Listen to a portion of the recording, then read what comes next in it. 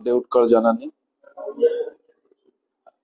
ओडिशा रे बीजेपी सरकार आसिला परे छात्र मानक प्रति अनेक अनियमितता घट होउची।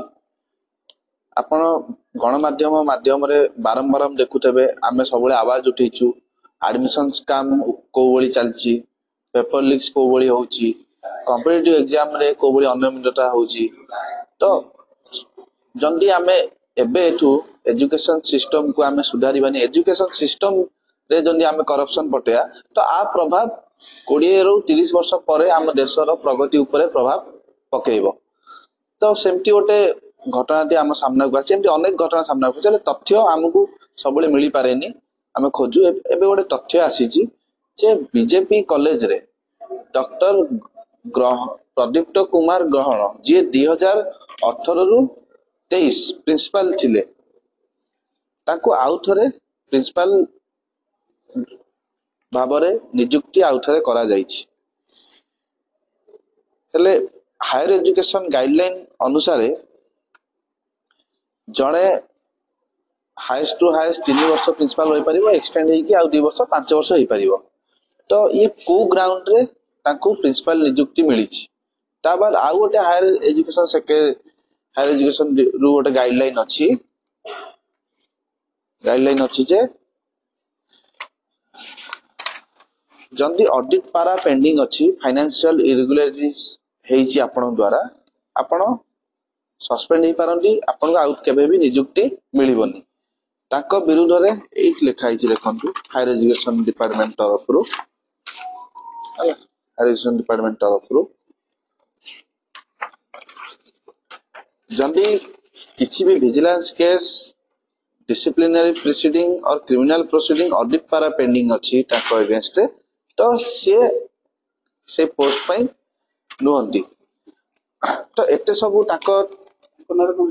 ताको नारे अनेक चाकरी दुर्नीति अछि, कॉलेज रे दुनिया कंप्लेन अछि, सस्पेंड हिजन आगुरु 1,40,00,000 रो ऑडिट फाइनेंशियल इरेगुलरिटीज अछि।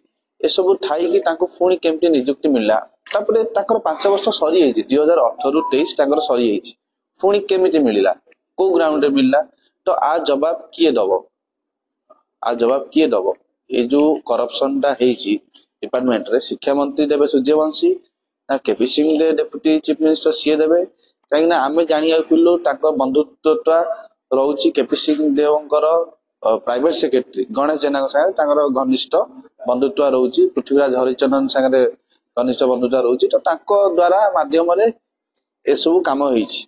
तो जो ट्रांसपेरेंसी रहया कथा गवर्नमेंट आ पब्लिक मझिरे, ए ट्रांसपेरेंसी को हटेई की ताको नियुक्ति दिया जाइछि। तापरे जो स्पेशल सेक्रेटरी अछंती, स्पेशल सेक्रेटरी 2024 रे कोर्ट रे तळे से डॉक्टर प्रदीप्त कुमार गहण कटले जी मते आउ प्रिंसिपल हिसाब रे मते एक्सटेंड करा जाऊ।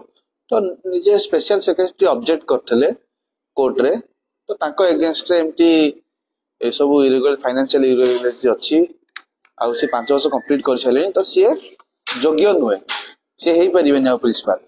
पुणी सेही प्रिंसिपल सेक्रेटरी ताको अपॉइंटमेंट दैछन 2025 रे।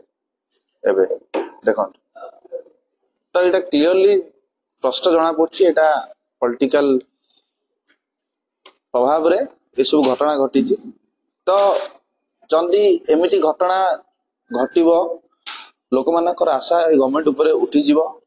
तो आमे आशा करछु जंदी गणमाध्यम माध्यम रे आमे एटा को ए कथाटा को आमे पब्लिकली आनुछु, आ परे भी जंदी किछि एक्शन न निया जाय 7 दिन भितरे, आमे बाध्य होई कि आपण मान गणमाध्यम को नै कि से प्रिंसिपल पाखु को आमे जिबु, ताकू पचारिबु सेठी सीधा सड़क आपण केमिति हेले आउ थरे का को धरि गइछन, केते टका देई का को हेइछन।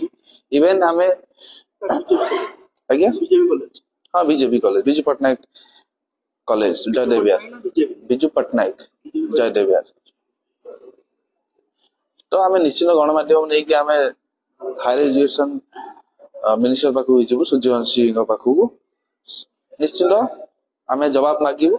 छात्र कांग्रेस निश्चित आ ऊपर आंसर मागिबो। धन्यवाद।